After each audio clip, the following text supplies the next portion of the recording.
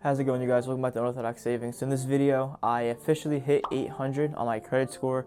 Every single app and website I have now reads 800. So I want to teach you guys how I was able to get a perfect credit score, perfect because you can go higher than 800, and how I did it in less than 4 years. Because I started building my credit when I was 18. I just turned 22, and I wanted to make this video because I have some big things coming out for this channel that could possibly hinder my credit, which you guys will be hearing about in the next coming weeks. In this video, I am not going to sell you anything, and it's going to require you to use $0 to get started, so you can be a millionaire or have no credit to your name whatsoever. These tips will apply to you and will guarantee you a perfect 800 credit score. I'm also going to leave my video up here where I picked the 5 best credit cards for 2021. So if you're new or if you need a new line of credit after watching this video, those are my personal best choices. Again, I am not a financial advisor or anything like that, so this is just what I do personally. So getting into it, your credit score is almost like a test. It's based off of categories, and each category has a certain percentage of what you need to do to perform well in. So as I go through the steps, I'm going from the largest to the smallest amounts to change your credit score. So the number one way, which is the most obvious way, is making your credit payments on time. So every month you pay it off in full, or you make the minimum payment, and this stands for 35% of your credit score. So this is a huge deal. And if you have made mistakes in the past where you have not paid it off on time, I will show you how to correct this and how to get your score better over time. This is the hardest step and the easiest by far because it requires the most consistent work from you. You have to buy things and then pay it off on time month after month, which turns into years. The number one thing you can do to basically hedge yourself against any mistakes, or if you've made a mistake and you need to better your score faster, is to actually open up a new line of credit. Because how they get your score from this is, say you paid off your credit card for 15 months in a row and you missed one payment, they would take 15 divided by 14, which is around 93%, and according to Credit Karma, that is not good, and that makes you extremely risky to lend any money towards you. If you had 2 lines of credit and you start them at the same time, you would have 2 cards you've been paying off for 15 months, but what they do is they combine it, so it would actually be 30 months, and that makes the percentages not affect your score as much over the long run. So this is the easy way to fix your score, and you also get the perks of opening a new credit card. Also, if you cannot pay your balance on your credit card, you should always, number one thing to do is to just pay off the minimum balance. Do not just let it go or let it sit or just not do anything at all.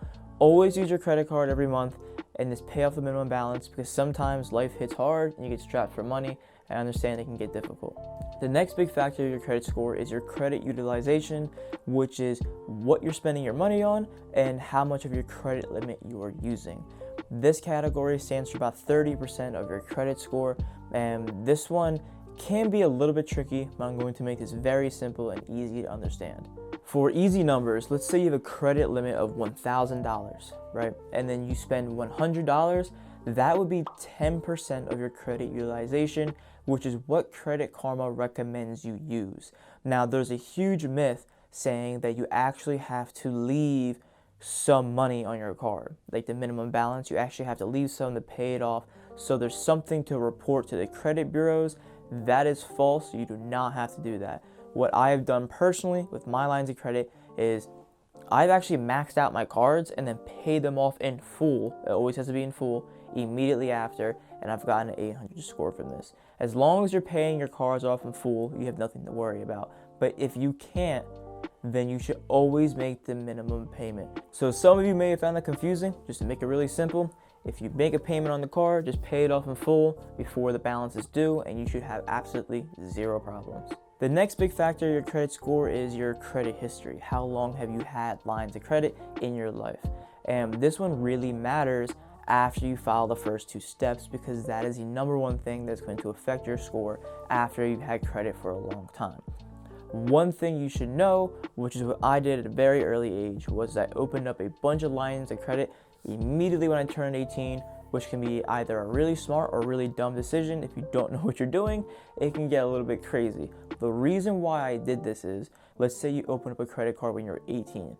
Now you're 22, that's 4 years later, and you open up another credit card. That 4 years gets turned into 2 years because they take the average of the 2 lines of credit of when they were opened. And that can affect your score in a negative way, especially if you want to get a car or a house loan at a cheaper rate. And this is a huge deal as you get older. Now, I also want to slightly contradict what I just said, because the Credit Karma's factor of what you need to have for credit length is actually 9 years. I've only had credit for 4 years, and I have an 800 score. So sometimes that's not even necessary. And in my opinion, more lines of credit are better than just having 1 or 2. So if you're on the fence of opening a new line of credit because of what I just said, do not let that restrain you. It's better to have more lines of credit, and I'll explain why in the next step. And that next step is how many lines of credit you actually have, which stands for 10% of your credit score. Now, this won't actually affect your score that much as long as you're following the previous steps that I've mentioned. The step and the category that they chose for this is kind of backhanded, because you want to prove to the credit bureaus and banks that you're able to take on debt and take on responsibility like this and be responsible and be safe. And opening up more lines of credit to borrow more money is a risky thing in most people's eyes, but to them, it shows that you know how to handle your credit, handle your debt. And to break this down, I actually wrote down like a tongue twister, and I can never get it down at one line.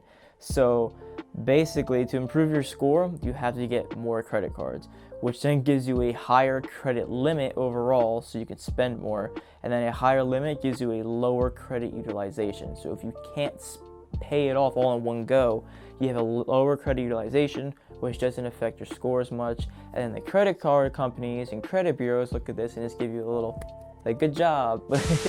Now this leads me into my last category, which is hard inquiries on your credit. Hard inquiries on your credit are a big deal. So if you're going to get a car, a house, or a loan of any kind, they're going to run your credit, which stands for a hard inquiry on your credit. And these take 2 years to get off your record. The good thing is they do get off your record, but they take a long time. So I'm making this video now because my personal plan is to actually buy a rental home, and they're going to run my credit, which will negatively affect my score. So I just want to brag about it now. Now, you do need to be careful, because if you request too many lines of credit, if you go out and you're trying to look for a better rate on a certain loan, they can run your credit multiple times. Now, a life hack against this is to actually do it all within like 1 week, because over the long run, it will look like one hard inquiry instead of multiple. So be careful when you do this, and understand that there's ways to actually get a rate without actually having your credit ran by a bank or any credit card company. So to sum up everything I just said and make things very simple, is when I was 18 years old, I opened up 3 to 4 lines of credit. I now have 3, and I just paid them off on time. Anytime I spent money on them, paid them off. And I did this consistently until I turned 22 years old, and I avoided hard inquiries at all costs. And here I am with a 800 credit score, which is really good at my age, because most people I know don't even have a score this high yet. And it's, life's not a race. You will get there. If you've made mistakes in the past, or if life hit hard and you couldn't pay it off on time, this will improve your score. So if this has provided value to you in any shape, way, or form, please leave a big thumbs up. That's all I really need, is because it provides this video to get distributed out to a new audience. And yeah, so I'm very grateful for you guys for watching. Don't forget to like and subscribe again. And I have a free Discord down below if you're interested in investing or talking to me personally. I answer in there all the time. So I'll see you next time.